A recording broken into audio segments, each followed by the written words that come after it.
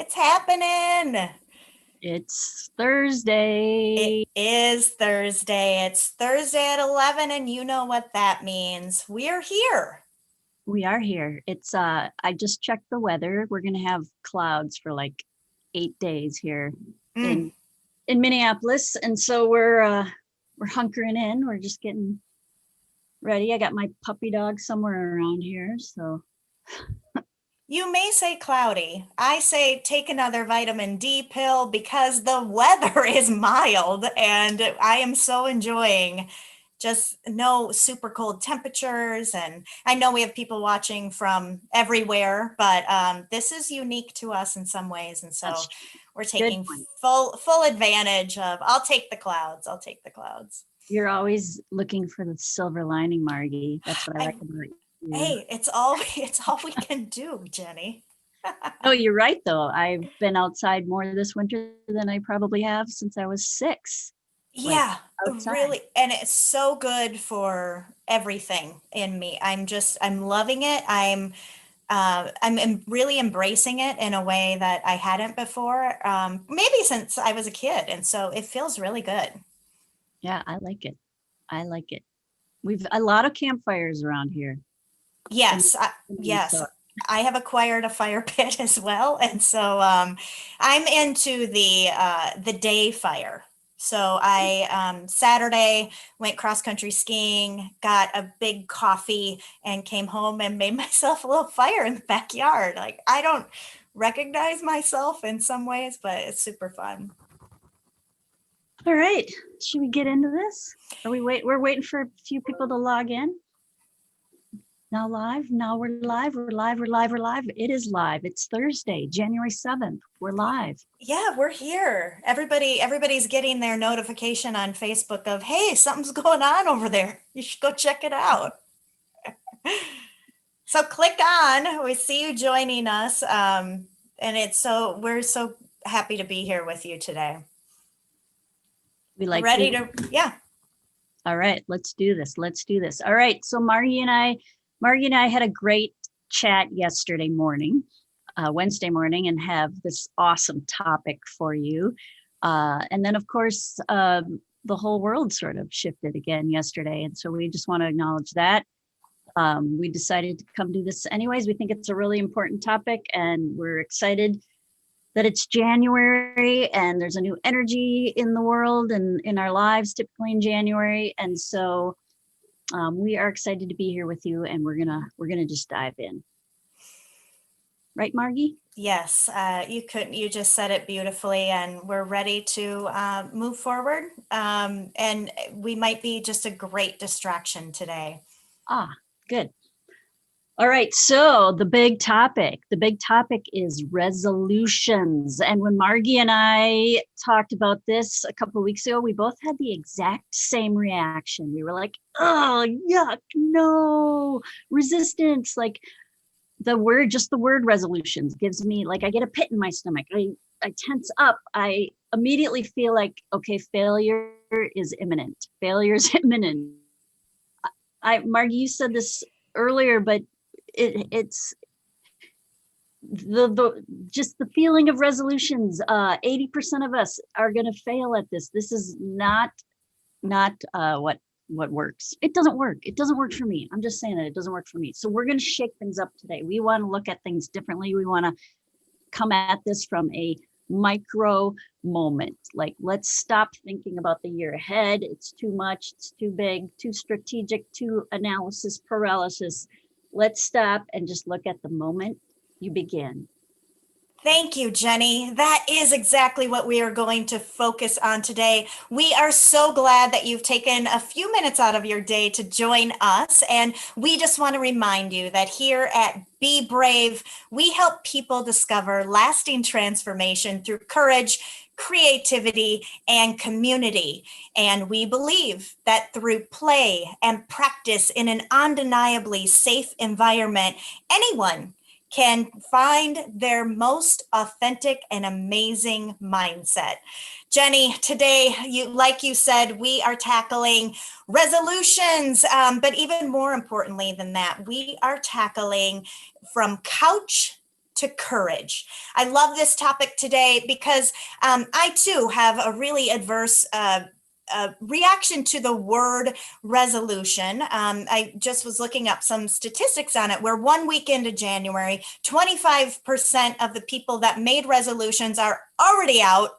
And in just a couple, I think January 17th actually is the date when there's a whole another big drop off, even though 40 to 50% of us do make resolutions. The reason I kind of have this, I have a kind of a push-pull relationship with this word is that although I'm not big on the resolution, I believe there is maybe some innate failure built into it. But I do believe that there is some sort of rhythm or energy in this time of the year. January does feel like we're maybe hitting that refresh button a little bit. It feels things feel anew, or that we are at a start or at a beginning, and there's a rhythm to that. And so, what we would love to kind of dive into today is encouraging us to kind of feel out what that is. And if you're interested in making a small shift or a change, what are some things that you can do to help you to achieve success or take some steps forward? So, and as you know, everything that we talk about and do today comes from 25 plus years of working with people just like you. Jenny, I'm so happy to see you today. It's great to see your face. I just love talking about this topic with you.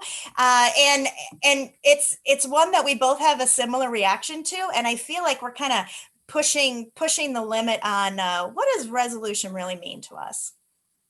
That is true. Yes, we connect on this definitely. And this is probably my hot spots, one of my tender tender things for myself, because I think we all know what it feels like when this is not going well, when we feel stuck, right? When we feel stuck on the couch metaphor today, that, oh, I just can't start again. For me, it feels like hesitation. It feels like analysis paralysis. Go into a mind spin of do this perfectly. I got to know the way to begin. So I get into decision fatigue, into perfectionism. I get into just mind spins. I literally feel paralyzed, like I cannot begin. And we this whole this idea, curiosity killed the cat, the old idiom, curiosity killed the cat. Now, did you know it actually started as the phrase care killed the cat? Did you know that, Margie? I did not know this. I No, don't well, know it did. much about all of these sayings you're giving me Well, today. Tell me more. Okay. Yes, care killed the cat. Me killed the cat. That's how it began, I think. True for me, the worry of something and the hesitation, it makes me stuck in that, like I'm not going to begin.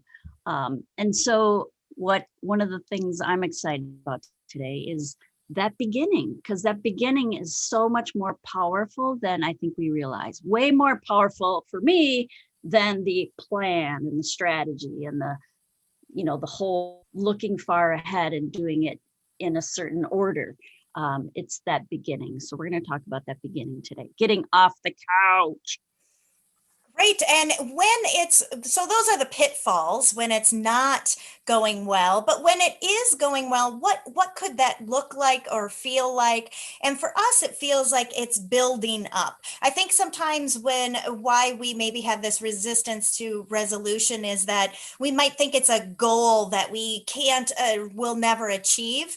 But if we take that step back and when it's working well, maybe we're setting an intention for ourselves, something that we would like to achieve in our life or have in our life that's bigger than just a goal. But we know that it takes a lot of small, little forward momentum steps to get there. It can help you in your mindset. Again, we know we are what we practice. So if we practice things that help us to feel better, feel more like ourselves, feel growth, feel curiosity, we'll spend more time in that mindset. And if we do things conversely to that, that's the mindset we're going to get mired down in. And maybe that is making us sit on the couch longer. Jenny, you were saying how sometimes it feels like to you when you talk about being on the couch, it's for reasons because you're maybe are feeling overwhelmed, or that there's a crazy to-do list and you don't know how to prioritize it, and then we do nothing. So we're going to hopefully give you some small shifts that you can make to do that. There's this, I love this idea too of when it's working well. There's this man that lives in Chicago. His name is Dan O'Connor. And at the beginning of the pandemic, he would go on these bike rides, and he was doing it to alleviate stress. And he was just trying to find a kind of a way out of his own way. And so he would take these bike rides, and he would go down to the pier in Chicago. And one day in March, he just decided that he was just going to dive in. So without much thought, dove into the water, and then got out. He has done it every day since then. And what was really interesting to me was that when I was learning a little bit more about Dan's story, he was saying that it almost felt meditative when he was in this process. It wasn't something that he overthought. Also, an article that was written about Dan that came out in November, he was even saying then, I don't know that I'll make it to the end of the year. I don't know. I'm obviously not going to be jumping into a frozen lake, but every day he still is tweeting out his little jump that has the air temperature, the water temperature, and maybe something about the condition. And then a quick 5-second video of Dan jumping into the lake. And he now is at day 208. And I love this metaphor of the jumping in from Dan, and how he started the process before he really reflected on what it meant. I love that story. Margie, would you jump in the lake with me today? Today, Yes. full schedule, full. Yes, if you need me to jump in a lake with you, Jenny, I know I'll you do it. would. I'll do it. Okay. That is a cool story. And it reminds me of some times in my life where I've felt the most stuck and the most like on that couch, trapped on the couch. And that feeling of, I don't know how I'm going to get out of this. One of those times was earlier in the beginning of 2020 for me. I had a big sort of personal shift in my life as far as work, and kind of rethinking what I was going to do with my job time, and what kind of activities I'd be doing, and everything was sort of shifting. And so I kind of fell into that mindset a little bit of, oh my gosh, I have to figure this out, and getting into that analysis, and like, I better have a plan, and I better do this correctly, and I better, and I remember one day just going, I just have to start. Like, I can't, there's no way I can figure it out. I mean, and I should know this, like for 30 years, I've been teaching improv, and that beginning is the most important part. So for me, it was something really simple and elementary and basic. I just decided I'm going to get up and walk. And I'm going to get up and walk. And when it got nice out, it was walking to the coffee shop. But I'm going to do it. And every day I'm going to just get up and begin with that simple thing and start the movement. And I included music in that. For myself, music is a big deal. So it was walk with music, simple, simple, simple. What I found was that energy of beginning something, even something really basic like a walk, would then sort of propel me through the rest of the day, because I go, okay, I did begin that. Now I can begin the next thing.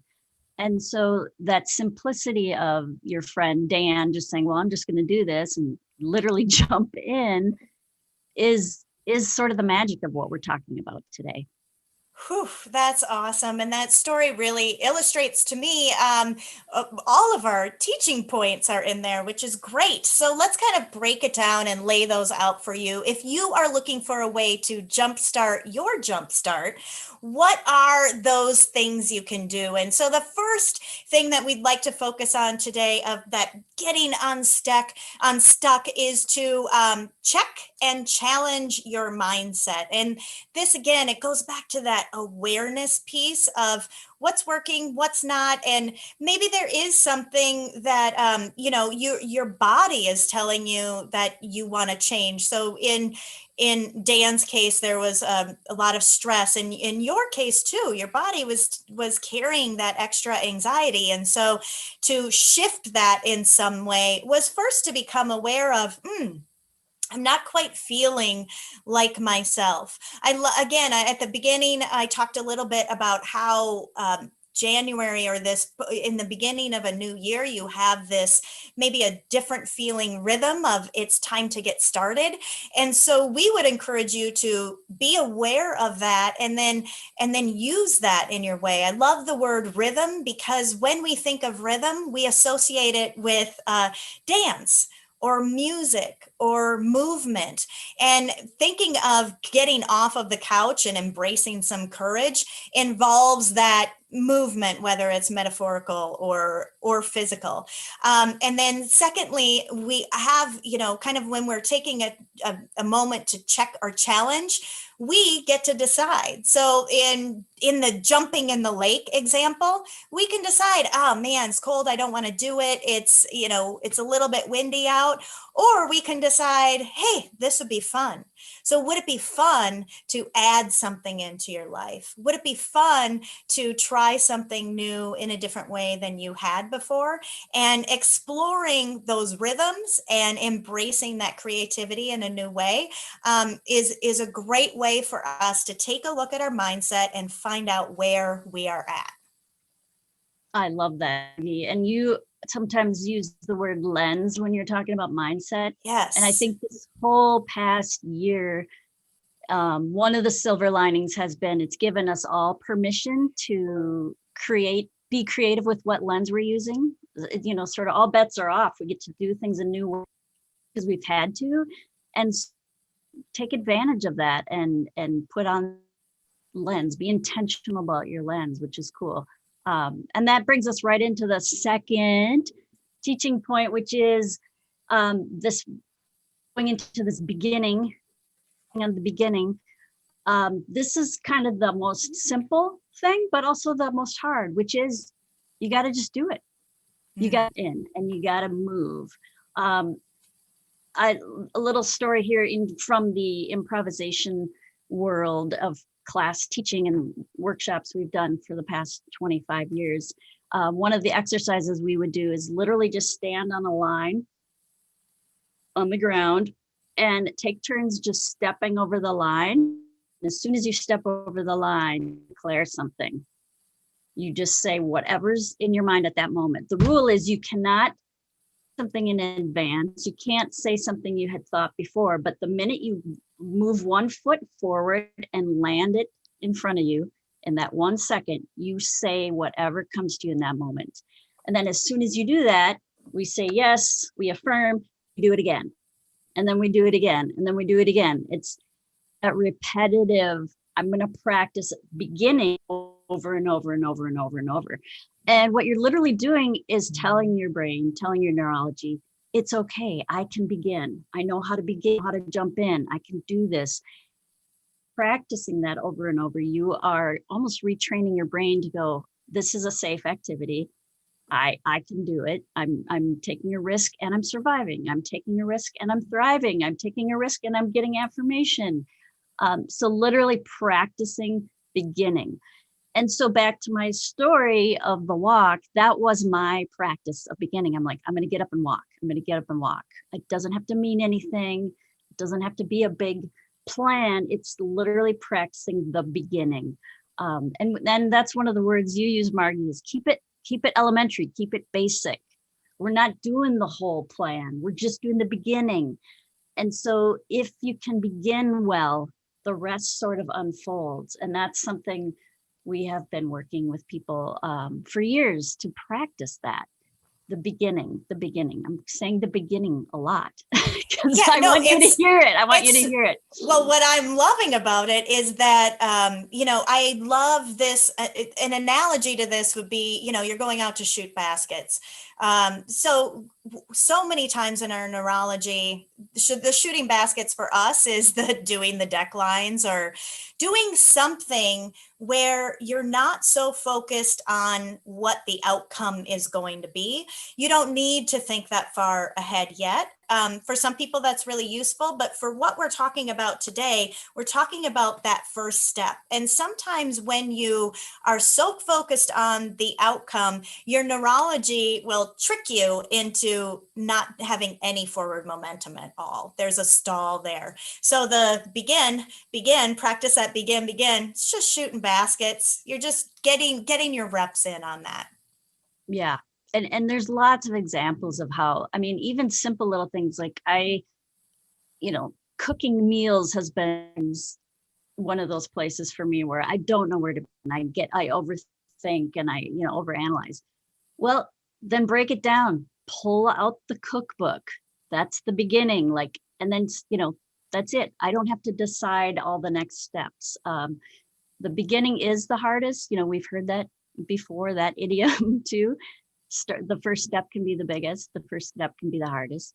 And so we're suggesting practice that behavior of beginning and practice it in ways that aren't as risky for you. If it's, I'm going to begin by putting on a new shirt today, I'm going to begin. So, and then part 3 of our teaching points, and here's sort of the secret sauce, the part people want to skip, the part that people don't think is important, is once you've done the beginning, once you've jumped in, you have to celebrate that. You have to have some encouragement, some affirmation, some self-compassion. You have to acknowledge it in a positive way.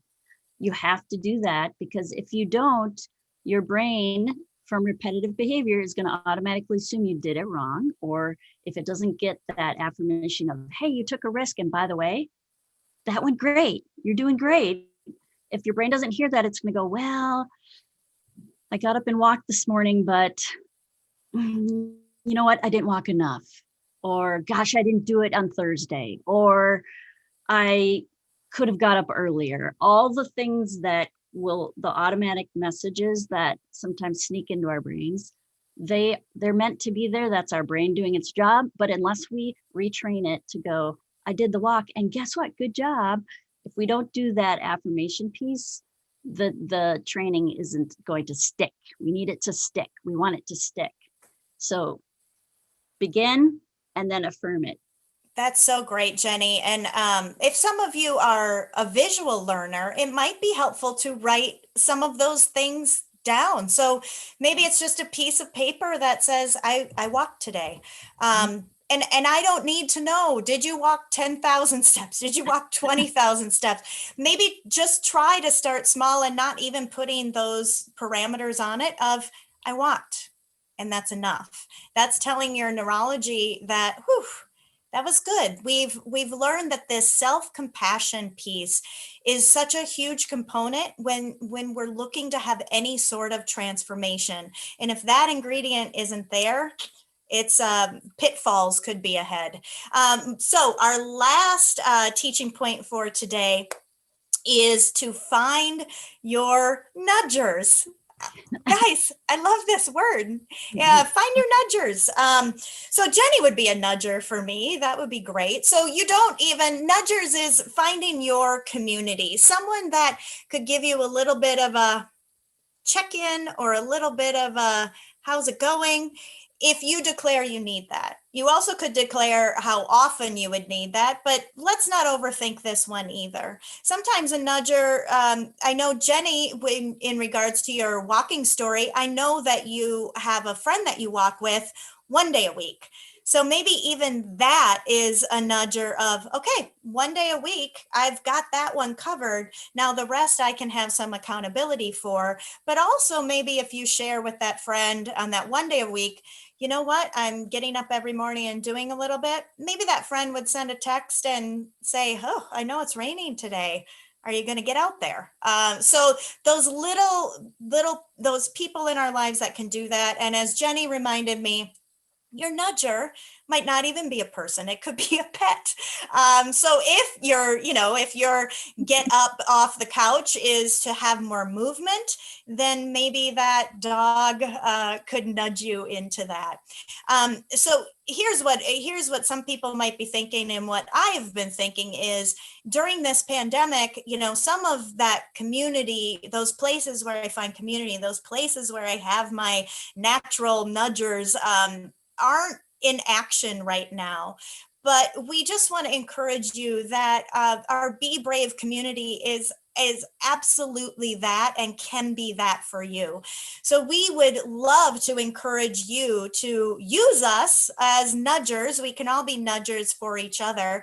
Go to our Be Brave page and make sure that you maybe declare something that you would like to work on helping you get off the couch and embracing some courage. Declare that, and we will just support and nudge you in any way that you need us to do so. So those are our 4 teaching points today. If you want to jumpstart your jumpstart and help you go from couch to courage, what do you have to do? You first have to challenge that mindset, and then you have to begin. You've got to move. You've got to do something. You have to celebrate that. You have to celebrate those small wins. Just tiny micro steps forward should be celebrated with a lot of self-compassion, and then find that community and those nudgers to help you along the way. I love this topic so much, and I have so many things that I want to add in and try and explore a little bit. And I've already been doing some of them. And if you go to the Be Brave community, maybe I will be brave enough to declare some of those to you, and you all can be my nudgers too. I am going to do that too, and you can nudge me. I love that. And guess what? We have a special announcement today. Thank you for being with us, because we love seeing you. So here is your chance to jump in and begin something. Here's your chance to plug into a community of nudgers that will love you and help you along and cheer you on. Margie and I are going to be starting a 6-week workshop in February, beginning of February, 2 sessions, February 2nd and 4th. We're kicking those off, and we're inviting you, our Facebook private group community, to join that community with us. Plug into the group of loving nudgers with us. And we'd like to keep this small. We'd like to keep it a tight-knit group, because we know that works really well. We want to really embrace each other and help each other along. So we're offering it to you guys first. Watch this group for a link that'll be coming up in the next day or so here. That'll be a private link to our workshop page. We would really love to have all of you who've already been on this journey with us. We'd love for you to jump in with us and practice this in a supportive way, help each other stay accountable, and have fun. By the way, everything we do is fun. We're practicing together, we're cheering each other on, and we laugh and we have fun. None of this is tough. It's all lovely fun, right, Margie? Absolutely. Jenny, I love hanging out with you. I love can't believe hanging our out with time you. has come to an end again. So jump into that Facebook page too if you have any questions for us or anything that you're curious about. We're always here to answer questions. We will see you next week, and know that we are with you, and be brave today. See you soon. Thanks, everybody. Bye, Margie. Oh, Thank bye, you, Margie. Jenny. Thanks, everybody.